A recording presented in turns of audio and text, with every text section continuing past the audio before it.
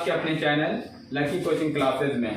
जैसा आपको पता है कि हम इस चैनल को स्टूडेंट की डिमांड पर बनाए हैं। स्टूडेंट कंफ्यूज रहते थे कि ऑनलाइन क्लासेस तो हमको दिख जाती हैं लेकिन कॉन्सेप्ट क्लियर नहीं हो पाता। वजह इसकी है कि जितनी भी क्लासेस चलती हैं वो बहुत थोड़ी वीडियो, शॉर्ट वीडियो करते हैं और सिलेबस को कंप्लीट होने नहीं देते हैं। तो उसमें स्टूडेंट कंफ्यूज रहता है कि कैसे समझ में आए, दूसरी वीडियो का लिंक नहीं पाता हो। तो हमने ये देखा कि स्टूडेंट को कैसे एकदम कॉन्सेप्ट क्लियर हो, उसको ये महसूस हो कि हम अपने रूम में बैठकर जो है कॉन्सेप्ट क्लियर कर सकते हैं एज ए ट्यूटर की तरह। तब हमने इस चैनल को बनाया और स्टूडेंट की डिमांड पर ये सारे प्रोग्रेस जो स्टार्ट कर रहे हैं हम। अगर आप हमारे चैनल में नए हैं तो प्लीज़ सब्सक्राइब करें, शेयर करें और बेल आइकन पर क्लिक करें ताकि आपको हमारी आने वाली वीडियो का नोटिफिकेशन मिलता रहे। और आज का हमारा जो टॉपिक है वो परिमेय और अपरिमेय संख्या है नंबर सिस्टम में, रेशनल एंड इरेशनल नंबर। जैसा आपको पता है कि हम कक्षा 6 और 7 से स्टार्ट कर देते हैं कि परिमेय संख्या किसे कहते हैं। तो ये बार बार आता है कि P/Q के रूप में व्यक्त की जाने वाली संख्या को कहते हैं, जहाँ P और Q दोनों पूर्णांक हों और Q ≠ 0 हो। लेकिन अब आता है कि पूर्णांक किसे कहते हैं, तो पूर्णांक में आ जाता है माइनस, मतलब नेचुरल नंबर, पूर्ण संख्या और इंटीजर्स, तीनों के कंप्लीट रूप को ही पूर्णांक कहते हैं। तो अब आते हैं, जैसे हम यहाँ लिख सकते हैं कि परिमेय संख्या जैसे हमने लिखा -3, -2 और उसके बाद हम लिख सकते हैं -5/7 और फिर लिख सकते हैं -7/9 और 0, 3, 4 और यहाँ पर भी 5/7। ये आपका, इसमें इतना तक तो आपको भी पता है कि ये माइनस का भी जो है इनफाइनाइट तक और आगे ये साधारण भिन्न का भी इनफाइनाइट तक जाता है। इसमें फिर कंफ्यूजिंग आती है लोगों की कि और क्या हो सकता है। तो देखिए यहाँ पर एक चीज हमने लिखा है कि ये 0।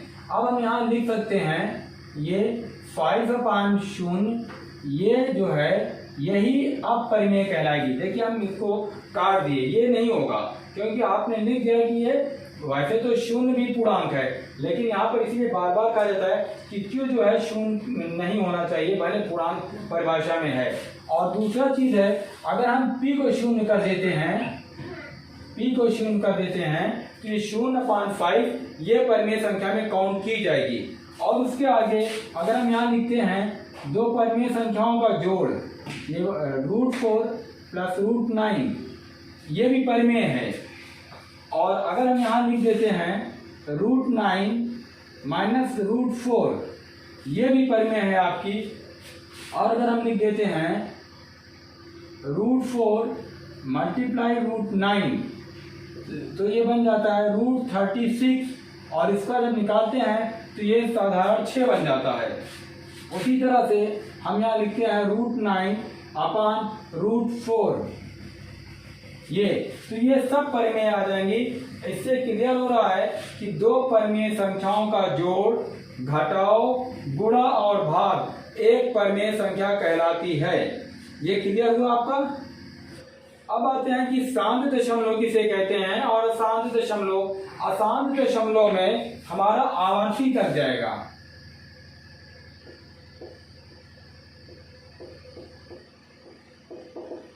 शांत दशमलव का मतलब होता है कि अगर वो दशमलव में देता है, जैसे ये 75 दे दिया, तो ये भी हमारा जो है परिमेय संख्या है। क्यों परिमेय संख्या है? क्योंकि हम इसको दशमलव जब हटाते हैं तब हम लिखते हैं 75/100। इसको छोटा करते हैं तो 25 या 75, 25 चौका 100, देखिए 3/4 के रूप में आ गया है। शांत दशमलव का सिस्टम ही है कि उसके जो हर हैं वो 2 या 5 या दोनों के सम्मिलित रूप में मौजूद रहेंगे। जैसे यहाँ पर कोई भी संख्या ले लीजिए, अगर हम बाय जो ऐसे ले लेते हैं 0.5, ये भी परिमेय संख्या है। इसको काटेंगे तो 5/10 बन जाएगा। देखिए 5, इसको जब लिखते हैं तो ये 5/10 हो जाता है। छोटा करते हैं तो 1/2। ये जो 10 हमारा है हर, ये 2 और 5 दोनों की शक्ल में है, तो शांत दशमलव कंपटीशन में भी दे देते हैं, ऐसे दशमलव की शक्ल दे देते हैं और पूछते हैं इसमें कौन सा शांत दशमलव का परिमेय है और कौन सा अशांत दशमलव का परिमेय है। तो शांत दशमलव के लिए चेक करने के लिए सबसे बेहतर है कि हम नीचे के हर को देखें, उसका गुणनखंड, हर का गुणनखंड हम लिख सकते हैं, हर का गुणनखंड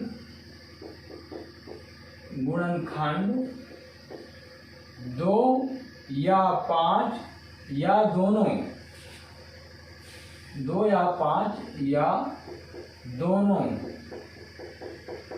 होने पर वो शांत दशमलव कहलाएगा, शांत दशमलव कहलाएगा। तो शांत दशमलव की सबसे अच्छा वो है कि ये 0.75 है। और फिर उसके बाद आता है अशांत दशमलव।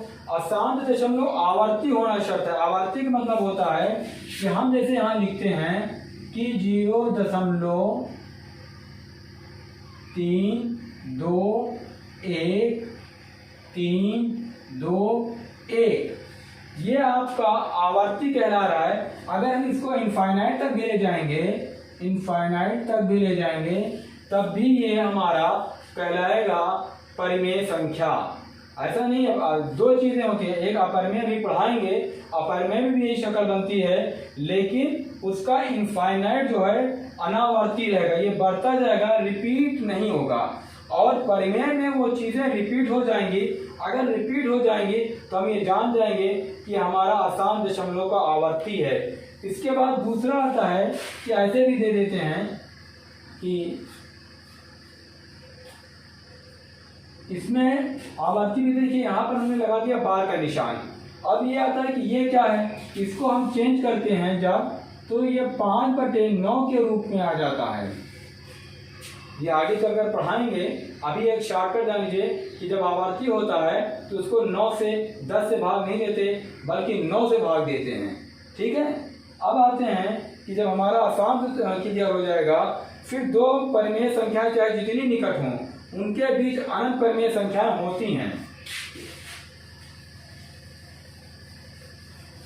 2 परिमेय संख्याएं चाहे जितने नजदीक हों, उनके बीच में परिमेय अनंत परिमेय संख्याएं होती हैं। जैसे सपोज देन, ये आपने लिखा 3 व 4 के बीच, 4 के बीच परिमेय संख्या,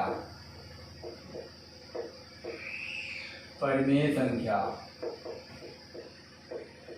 तो अब देखिए 3 और 4 के बीच में देखने में लग रहा है कितना, लेकिन अनंत हो सकती हैं। इसका सिर्फ एक बेसिक रूल्स बता दे रहे हैं आपको, ताकि आप आसानी से निकाल सकें कि हमारा प्रथम संख्या, मतलब अगर हम प्रथम पता करना चाहें कि प्रथम संख्या क्या है, Q1 क्या है, तब हम लिख सकते हैं कि इसको हम x मान लेते हैं और इसको y मान लेते हैं। तो हमारा होता है x + y/2। पहली और दूसरी को जोड़कर बटे 2 कर देंगे, पहली संख्या हो जाएगी। तो यहाँ हम लिखे हैं 3 + 4/2, ये हो गया 7/2। और छोटा करना चाहें तो ये 3.5। ये 2 परिमेय संख्याओं के बीच में अनंत परिमेय संख्या में से एक परिमेय संख्या है 3.5। अब ये 3.5 अगर औसत भी पूछता है तो औसत के भी रूलिंग यही है कि पहली और आखिरी संख्या को जोड़कर /2 कर देते हैं तो औसत प्राप्त हो जाता है। और अगर दूसरी संख्या पूछता है कि दूसरी संख्या क्या है, तब हम लिख सकते हैं कि पहली संख्या जो Q1 है प्लस y/2, और Q1 क्या निकला है 3.5 प्लस 4/2। तो ये बन जाएगा 4 3 7 7.5/2 कर देते हैं। इसको छोटा कर देंगे तो ये हमारी दूसरी निकल आएगी। अगर तीसरी पूछेगा तो हम Q और तीसरी अगर पूछता है, तीसरी पूछ लेता है बाय द वे, तो ये आप लिखेंगे Q2 + y/2। इसी तरह से हम बढ़ते जाते हैं। तो ये किसी भी दो परिमेय संख्याओं के बीच में ये क्लियर हो रहा है कि अनंत परिमेय संख्याएं होती हैं। फिर आते हैं कि परिमेय संख्याओं की आपस में तुलना कैसे करते हैं। ये कैसे पता करेंगे कि कौन सी परिमेय संख्या छोटी है और कौन सी परिमेय संख्या बड़ी है। इसमें भी स्टूडेंट बड़ा कंफ्यूज होता है। अगर ऑर्डिनरी गिनती दे देता है तब तो वो बैलेंस कर लेता है, लेकिन अगर बाय द वे माइनस में दे देता है तब वो कंफ्यूज हो जाता है कि आप बैलेंस कैसे करें।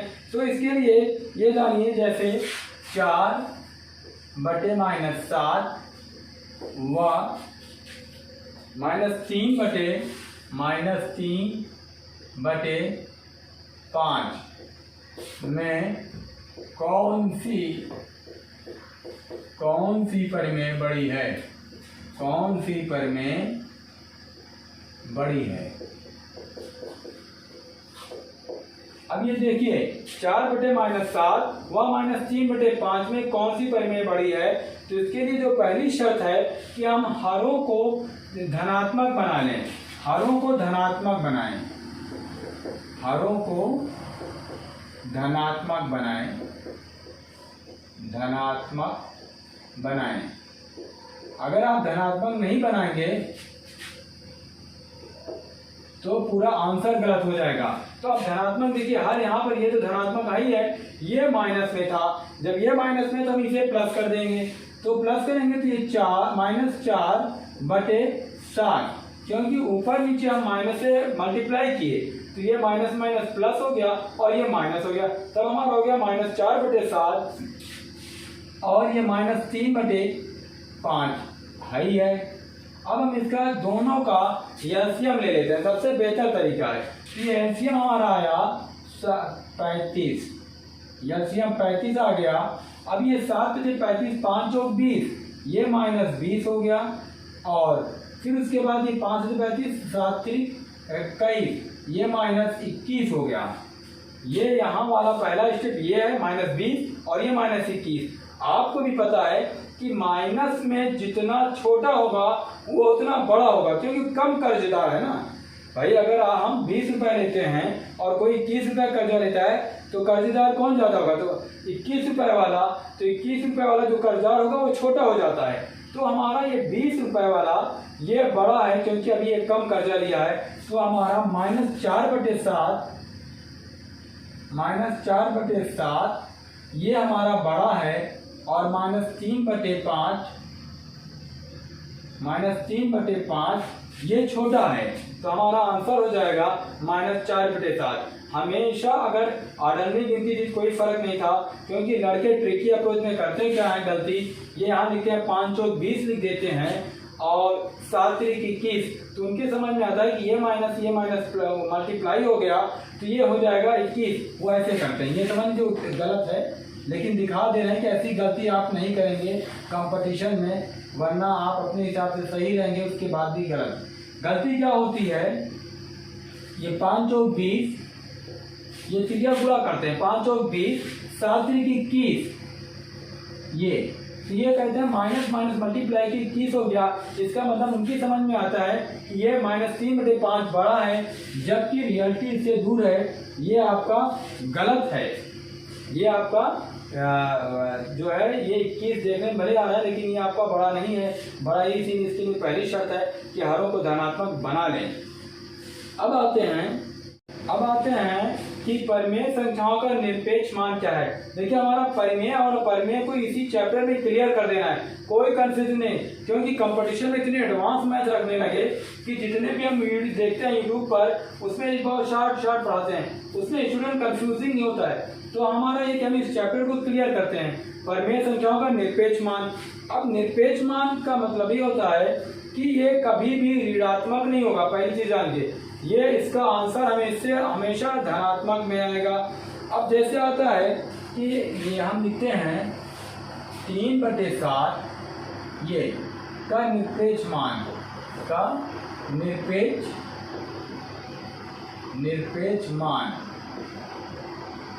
तो अब ये 3/7 का निरपेक्ष मान जो होगा वो 3/7 ही होगा। यहाँ तो धनात्मक है, चलो ठीक है, आंसर आ गया ये। लेकिन अगर यही चीज हमारा आ जाता कि -3/7 इसका निरपेक्ष मान क्या होगा, तो ये धनात्मक में, क्योंकि माइनस से हम मल्टीप्लाई करते हैं बाहर से, तो ये धनात्मक हो जाएगा।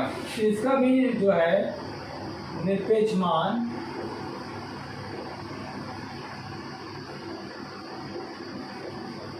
ये भी 3/7 ही होगा। पहले भी कह दिए हैं कि निरपेक्ष मान हमेशा धनात्मक में होगा। अब आते हैं कि अगर इसके बारे में पूछता है कि निरपेक्ष मान जो है इसका जोड़, इसका गुणा, इसका भाग, इसका घटाव कैसे क्लियर करें। जैसे क्वेश्चन में देता है कि ये यदि x का मान, यदि x बराबर दे दिया कि -4/5, ये x बराबर -4/5 और y बराबर जो है ये y का मान अगर देता है कि 3/7 है, तो फिर क्वेश्चन से उठाता है कि x प्लस y, ये प्रश्न उठाता है वो प्रश्न एक है कि x प्लस y का निरपेक्ष मान क्या होगा, का निरपेक्ष मान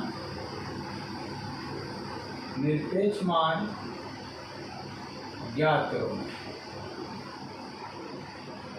निरपेक्ष मान ज्ञात करो। तो इसमें दो शक्लें होती हैं। पहली शक्ल ये है कि हम x का मान अगर हम निरपेक्ष क्लियर करते हैं तब हम यहाँ लिखते हैं, पहली शक्ल में x बराबर अलग अलग कर लेते हैं। x बराबर हमने लिखा 4/5 और y बराबर हमने लिखा 3/7। ये पहली शक्ल ये है। इसके दो आंसर प्राप्त होते हैं। तो एक आंसर में लिख देंगे 4/5 प्लस 3/7, तो हो जाएगा 7/35, 5 से 5 तो 28 प्लस 7 5 15, 8 5 13, 43/35। एक आंसर हमारा हम अलग अलग निकालते हैं तो ये 43/35 हो जा रहा है। दूसरा अगर हम आंसर निकालते हैं इसी का, तो जैसे है इसी तरह निकालेंगे। x का मान -4 है, -4/5 प्लस 3/7, ये इसको हल करते हैं 7/35, 5 7 7 28 माइनस प्लस 7 5 15 माइनस 13/35। दूसरा आंसर आता है -13/35। इसको निरपेक्ष मान इसका जब निकालते हैं तो ये बन जाता है 13/35। ये हमारा, इसके दो आंसर प्राप्त होते हैं। पहले में जैसे हमने निकाला था ये दोनों को जोड़ दिए थे और दूसरे सिस्टम से ही निकलता है। विकल्प में जो मौजूद होगा उसी को हम एक्सेप्ट कर लेंगे। फिर आता है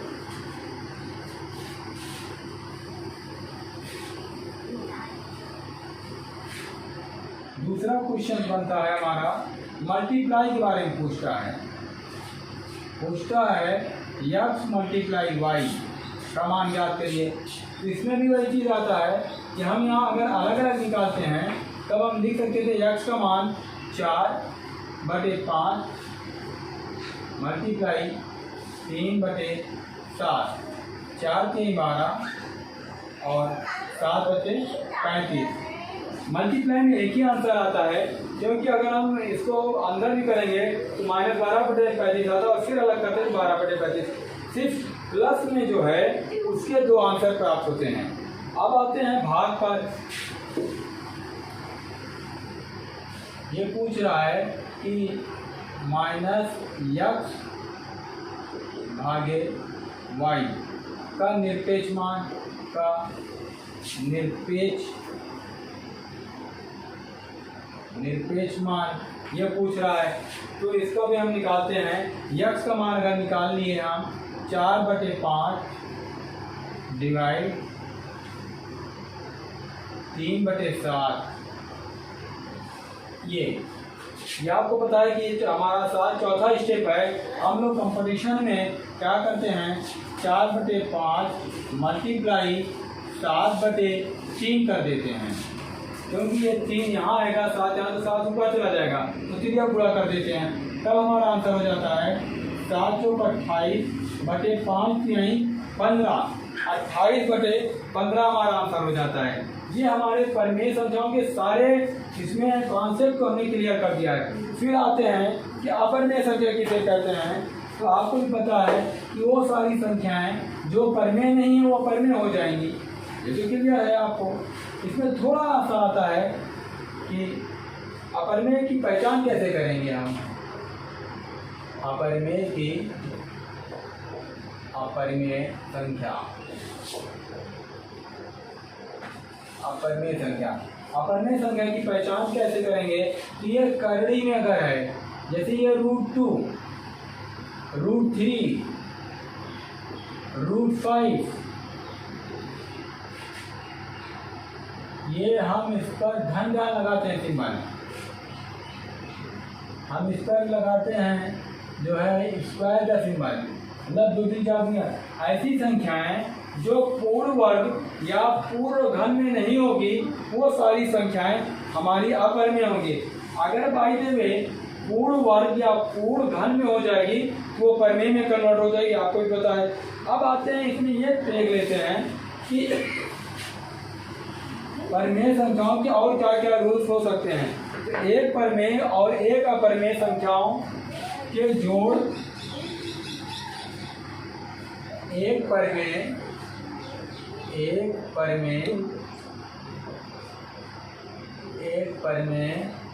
व एक अपरिमेय,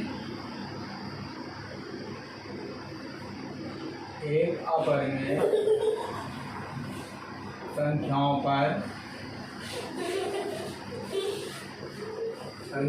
पर संक्रियाएं।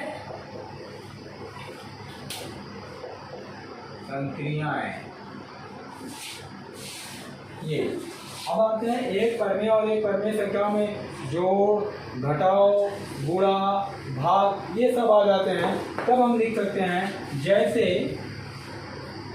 ये सब एकदम कॉन्सेप्ट क्लियर है, आगे जाकर कोई कंफ्यूजन नहीं होगी। हमने लिखा 2 + √3, देखिए ये परिमेय है, ये अपरिमेय है, तो हमने लिखा एक परिमेय व एक अपरिमेय संख्याओं पर संक्रियाएं अपरिमेय होंगी, ये क्लियर जान लीजिए, अपरिमेय होंगी। फिर दूसरा आता है √4 + √3, ये भी अपरिमेय है। क्यों अपरिमेय है? क्योंकि √4 जो है ये परिमेय है, इसका वर्गमूल 2 निकल आएगा। अब आते हैं माइनस में, देखते हैं कि ये 2 - √3, ये भी अपरिमेय है। √4 - √3, ये भी अपरिमेय है। और इसी तरह से हमारा आता है कि हम गुणा में देखते हैं कि ये 2 √3, ये भी अपरिमेय है। अगर इसी चीज़ को हम लिख देंगे √9 गुणा √2, ये भी अपरिमेय होगा। ये आपकी परिमेय संख्या है, एक परिमेय और एक अपरिमेय का वो हो जाएगा। अब आप यहाँ लिखते हैं कि √16 भागे √3, ये भी अपरिमेय है, क्योंकि यहाँ पर 16 आपकी परिमेय है, 4 बन जाएगा और ये 3 है ही है। इसी तरह से हम यहाँ लिख सकते हैं 4 भागे √3, ये भी अपरिमेय संख्या आपकी है। यहाँ ये क्लियर हो रहा है कि एक परिमेय संख्या का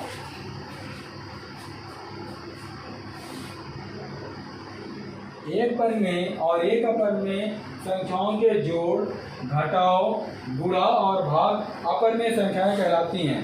हाँ, कहाँ पर कंफ्यूजिंग होती है स्टूडेंट को?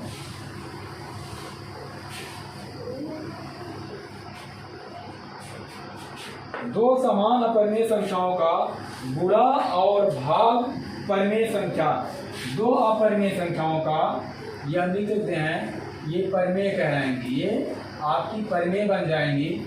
जैसे हम यहाँ लिखते हैं √5, यह परिमेय है, मल्टीप्लाई √5, तो देखिए √5 √5 समान अपरिमेय है, तो ये परिमेय बन जाती है, ये आपका 5। उसी तरह से अगर हम यहाँ भाग में देखते हैं कि √7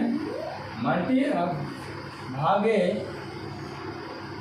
√7, क्योंकि दोनों समान अपरमेय की बात हो रही है, तो यहाँ पर ये बन जाएगा 1 आ जाएगा। जब भाग देंगे शून्य नहीं होगा, शून्य भी होगा तो परमेय हो जाएगी, लेकिन ये शून्य भाग में हमेशा भागफल 1 आता है। तो ये आप जब दे देते हैं तो यही चीज़।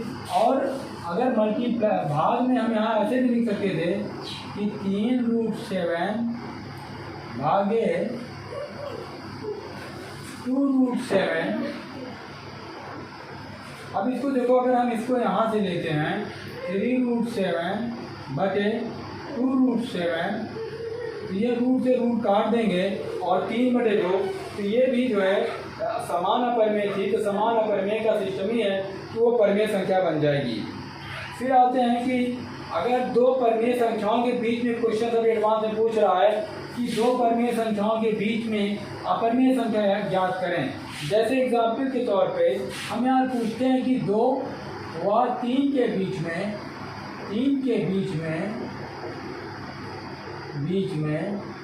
अपरमेय संख्या ज्ञात करें। अपरमेय ज्ञात करें। तो हम यहाँ लिखते हैं 2 × 3, इसको करनी में कर देंगे, ये आ गया 6 रूट। अगर बाय द वे जो रूट पूरे वर्ग में नहीं होगा तो वो अपरमेय हो जाएगा। और अगर यही चीज़ यहाँ पर पूछ लेता कि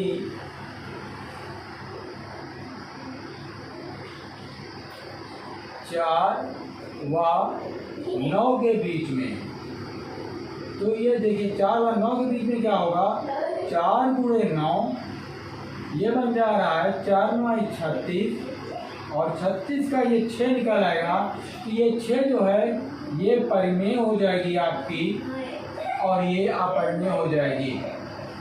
अपरिमेय के लिए ज़्यादातर आप दिमाग लगाएंगे तो वो करनी में होगी, कंप्लीट वर्ग में नहीं होगी। ठीक है, अगर आपको ये वीडियो पसंद आएगी तो अगली वीडियो के लिए आप तैयार रहेंगे। अगली वीडियो हमारी जो आएगी वो इकाई अंक पर आधारित होगी, उसका भी कॉन्सेप्ट क्लियर कर देंगे। Thank you.